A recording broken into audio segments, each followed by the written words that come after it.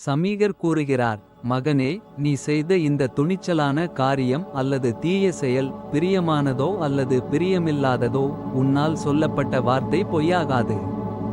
இது வேறுவிதமாக நடக்காது. தந்தையே, நான் உனக்கு சொல்கிறேன். நான் பொய்யாக பேசமாட்டேன், சத்தியம் செய்கிறேன். உன்னுடைய உக்கிரமான சக்தியையும் சத்தியமான வார்த்தையையும் நான் அறிவேன். மகனே, நீ முன்பு ஒருபோதும் பொய் சொன்னதில்லை, இது பொய்யாகாது.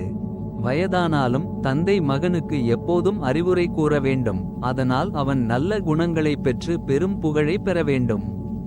நீ சிறுவனாக இருந்தும் தவத்தால் தூய்மையானவன். பிரபுவே, பிரபுக்களின் கோபம் மிகவும் அதிகமாக வளர்கிறது. தர்மத்தை கடைப்பிடிப்பவர்களில் சிறந்தவரான உன்னிடம் சொல்ல வேண்டியதை நான் பார்க்கிறேன். உன்னுடைய மகன்மை, சிறுவயது மற்றும் துணிச்சலை நான் கவனிக்கிறேன். நீ அமைதியுடன் காட்டில் உணவை சேகரித்து இந்த கோபத்தை விட்டுவிட்டு நட. இப்படி தர்மத்தை கைவிடாதே. கோபம் துறவிகளின் கஷ்டப்பட்டு சேகரித்த தர்மத்தை அழித்துவிடும்.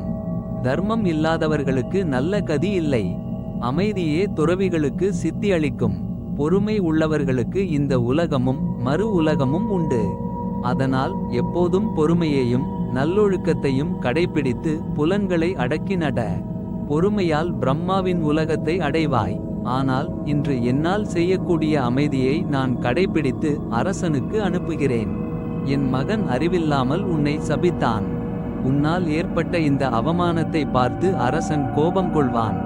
சீடன் கூறுகிறான், இவ்வாறு கூறி நல்ல விரதம் உள்ளவரும் மிகுந்த தவம் செய்தவருமான அவர் கருணையுடன் பரீட்சித்து மகாராஜனுக்கு அனுப்பினார்.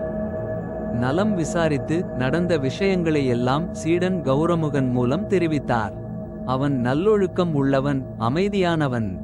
அவன் விரைவாக சென்று குரு வம்சத்தை வளர்த்த நரேந்திரனை அடைந்து வாயிற்காவலர்களால் அறிவிக்கப்பட்டு ராஜாவின் அரண்மனைக்குள் நுழைந்தான். கௌரமுகன் என்ற அந்தணனை அரசன் பூஜித்து அவன் ஓய்வெடுத்த பிறகு நடந்த அனைத்தையும் அரசனிடம் சொன்னான். சமீகர் சொன்ன கடுமையான வார்த்தைகளை மந்திரிகள் முன்னிலையில் சொன்னான். சமீகர் என்ற ரிஷி உன்னுடைய நாட்டில் இருக்கிறார், ராஜேந்திரா. அவர் மிகுந்த தர்மவான், அடக்கமானவர், சாந்தமானவர், மிகுந்த தவம் செய்தவர். நரசிம்மனே, அவருடைய கழுத்தில் அம்பை வைத்து பாம்பை கொன்றாய். பரதகுலத்தில் சிறந்தவனே, அவர் அதை பொறுத்து கொண்டார். ஆனால் அவருடைய மகன் பொறுத்து கொள்ளவில்லை. ராஜேந்திரா, அவர் உனக்கு தெரியாமல் இன்று சபித்தார்.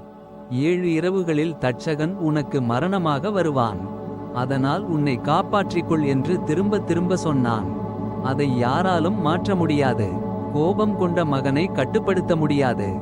ராஜனே, உனக்கு நன்மை செய்ய விரும்பிய அவர் என்னை தூதனுப்பினார். குரு வம்சத்தை சேர்ந்த அரசன் அந்த பயங்கரமான வார்த்தைகளை கேட்டு அந்த பாவத்தை செய்ததற்காக வருந்தினான். மௌன விரதம் இருந்த முனிவரை பற்றி கேட்டதும் அரசன் துக்கத்தில் மூழ்கினான். சமீகரின் கருணை உள்ளத்தை உணர்ந்து அந்த தவறை செய்ததற்காக மீண்டும் வருந்தினான். மரணத்தை கேட்டதை விட அந்த செயலை செய்ததற்காகவே அரசன் வருந்தினான். பிறகு அரசன் கௌரமுகனை அனுப்பி பகவான் எனக்கு கருணை காட்டட்டும் என்று சொன்னான். கௌரமுகன் சென்றதும் அரசன் மந்திரிகளுடன் கலந்தாலோசித்தான். மந்திரிகளுடன் கலந்து ஆலோசித்து தூண்களால் பாதுகாக்கப்பட்ட ஒரு மாளிகையை கட்டினான். அங்கு பாதுகாப்பையும் மருத்துவர்களையும் மருந்துகளையும் ஏற்பாடு செய்தான். எல்லா பக்கங்களிலும் மந்திர சக்தியுள்ள பிராமணர்களை நியமித்தான். தர்மத்தை அறிந்த அவன் மந்திரிகளுடன் சேர்ந்து அங்கிருந்தே ராஜ்ய காரியங்களை கவனித்தான். 7வது நாள் வந்ததும் காசியபர் என்ற வித்வான் அரசனை குணப்படுத்த வந்தார். தட்சகன் என்ற பாம்பு அரசனை யமலோகத்துக்கு கொண்டு செல்லப்போகிறான் என்று அவர் கேள்விப்பட்டார். பாம்புகளின் தலைவன் கடித்ததும் நான் விஷத்தை இறக்குவேன். அதில் எனக்கு லாபமும் தர்மமும் கிடைக்கும் என்று நினைத்தான். தட்சகன் காசியபரை வழியில் பார்த்தான். அவன் ஒரு வயதான அந்தணனாக இருந்தான். பாம்புகளின் தலைவன் காசியபரிடம் கேட்டான், முனிவரே, நீங்கள் எங்கிருந்து அவசரமாக வருகிறீர்கள்? என்ன செய்ய விரும்புகிறீர்கள்?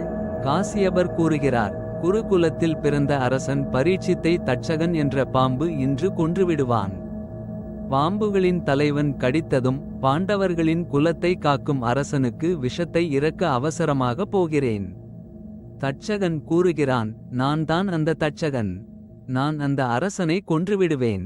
திரும்பிப்போ. என்னால் கடிக்கப்பட்டவனை குணப்படுத்த உன்னால் முடியாது. காசியபர் கூறுகிறார். உன்னால் கடிக்கப்பட்ட அந்த அரசனுக்கு நான் விஷத்தை இறக்குவேன். அதுதான் என் எண்ணம். என் வித்தை மற்றும் பலத்தை நம்புகிறேன்.